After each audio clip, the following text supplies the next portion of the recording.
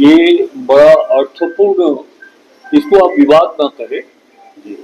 हम लोग मानते हैं कि झारखंड में रहने वाले वो लोग जो भोजपुरी, मगही, अंगिका और मैथिली बोलते हैं, उनके हित की बात हम लोगों ने उठाया है। हम हैं, दीपिका पांडे जी हैं, और आरजेडी के मिनिस्टर संजय यादव जी हैं।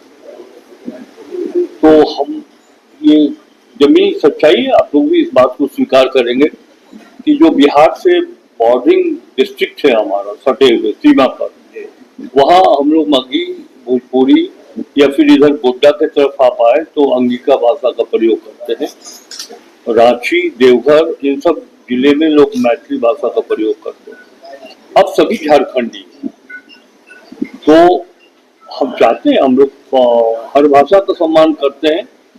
ये बात भी सही है कि आदिवासी बाहुल्य है, तो जो जनजातीय भाषा है वो सबको स्वीकार है। लेकिन जिस जिले में मगही और भोजपुरी बोली जाती है, वहां जनजातीय भाषा को अनिवार्य करना, ये मैं समझता हूं कि तर्कपूर्ण बात नहीं हो।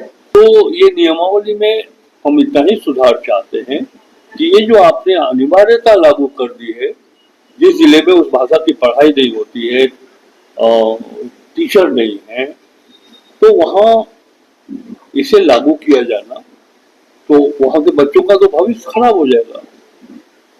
उनको लेना ही पड़ेगा अनिवार्य विषय के रूप में, और वो उस पर कोई आंसर कर नहीं पाएंगे, लिख नहीं पाएंगे। तो हम लोग की मांग यही थी, और ये मांग बिल्कुल सही भी है कि इस भाषा को शामिल किया जाए शिक्षक पात्रता परीक्षा में। हर, देखिए, झारखंड में अलग अलग क्षेत्र में अलग अलग भाषाएं बोली जाती हैं। अधिकांश जनजातीय भाषा अगर बोली जा रही है तो मगही और भोजपुरी बोलने वालों की संख्या भी लगभग बराबर की। हम संख्या के आधार पर बात नहीं कर रहे हैं, हम इस बात पर कर रहे हैं कि जब हम यूनाइटेड बिहार में, एकीकृत बिहार में हम थे, तो हम भी थे, आदिवासी भाई भी थे, सामान्य जाति के लोग भी थे, तो हम लोग सब लोग बिहारी थे। लेकिन जब बिहार से झारखंड अलग हुआ तो ये सभी भाषा बोलने वाले आज झारखंडी, तो यहाँ फिर भाषा का विवाद क्यों होगा? तो ये चूक तो है। मैंने बताया आपकी पलामू, गढ़वा और चतरा, रामगढ़ ऐसे जिले में नागपुरी नहीं बोली जाती है, नहीं उसकी पढ़ाई होती है, नहीं उसके कोई शिक्षक। और ये बात मैं कल ही इन जिलों के डीएसी से बात करने के बाद मैं आप सबों के सामने सार्वजनिक रूप से कर रहा हूँ। तब तो ये चूक हुई है, उनको ये देखना चाहिए था। अगर नागपुरी भाषा पलामू जिले के लिए अनिवार्य करना था आपको, तो देखना चाहिए था कि वहाँ नागपुरी जानते हैं कि नहीं लोग, और उसके छात्र हैं कि नहीं, वहाँ शिक्षक हैं कि नहीं नागपुरी। तो जब नहीं है तो नागपुरी शामिल नहीं करना चाहिए था। चूक हुई है, जिसे कोई व्यक्तिगत तो विवाद नहीं था, और आज भी व्यक्तिगत विवाद है। हम एक पार्टी में हैं, कांग्रेस पार्टी में हैं, तो कांग्रेस पार्टी में जहाँ कहीं गलती देख रहे हैं तो उन गलतियों को सामने लाना ये हमारा कर्तव्य बनता है, हर कांग्रेस जनों का कर्तव्य बनता है। बात आती है कि आपने पार्टी प्लेटफॉर्म में नहीं कहा, सार्वजनिक कैसे किया? तो पार्टी के अंदर अनुशासनहीनता मैं जानता हूँ, मुझे किसी से सीखने की आवश्यकता नहीं। पार्टी के नीतियों के खिलाफ अगर सार्वजनिक रूप से कोई कांग्रेस दल बोलता हो तो वो अनुशासनहीनता, लेकिन त्रुटियों के बारे में अगर कोई बोलता हो तो वो अनुशासनहीनता नहीं है। हमारे वित्त विभाग ने ही सबसे पहले इस बात को पकड़ा कि बोकारो में और हजारीबाग में, पहले बोकारो की बात सामने आई तो फाइनेंस डिपार्टमेंट के ही अधिकारियों के नजर में आई कि वहां जो है सो ओवर विड्रॉल हुआ है, और जब जांच हुई तो पता चला कि अधिक निकासी और अवैध निकासी हुई है। फिर उसके बाद हम लोगों ने सिस्टम को जब सिस्टम में जाकर के देखा तो पता चला कि हजारीबाग में भी इसी तरह की बात हुई है। बहुत लोग, एक चीज हम स्पष्ट कर दें आपको कि ये ट्रेजरी घोटाला नहीं है, ये वेतन का घोटाला है। पुलिस डिपार्टमेंट हो या पशुपालन विभाग हो, उनके कर्मचारियों के द्वारा किसी मृत व्यक्ति या अवकाश प्राप्त जो अधिकारी हैं उनके नाम पर वेतन की निकासी लोगों ने किया है। ये पूर्णतः वेतन की निकासी का अवैध मामला है।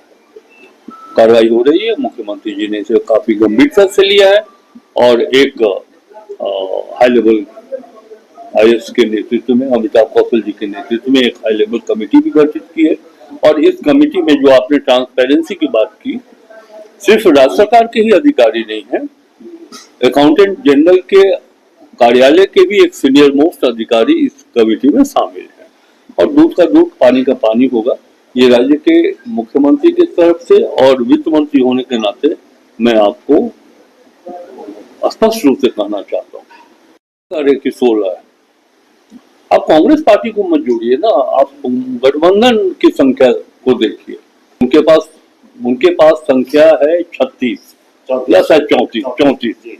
उनके पास संख्या है 34, 16 हम हो गए। कितना हो गया? अच्छा, आप लोगों को 56 चाहिए। 50, 4 आरजेडी है महागठबंधन में और लेफ्ट फ्रंट के 2 हैं, 56 हो गए। तो आप कांग्रेस को मत देखिए, आप महागठबंधन के संख्या बल को देखिए। तो 28 वोट उनको, 28 वोट कांग्रेस, आरजेडी और इनका 6 वोट जेएमएम का आ जाएगा कांग्रेस के साथ। तो 16 + 6 22 हो गया, 4 इनका हो गया आरजेडी का, तो 26 हो गया और 2 लेफ्ट फ्रंट का हो गया। बीजेपी भी तो दावा कर, बीजेपी तो पूरे हिंदुस्तान में कब्जा करने का दावा करती है।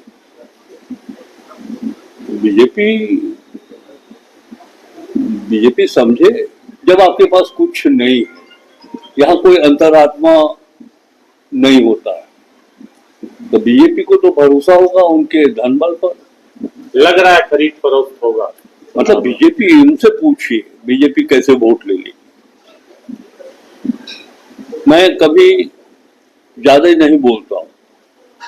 हम ये नहीं कह रहे कि हमारी नजर बीजेपी के वोटर के ऊपर, लेकिन ये वोट उनके पास तो नहीं है, वो वोट बाहर से लाएंगे।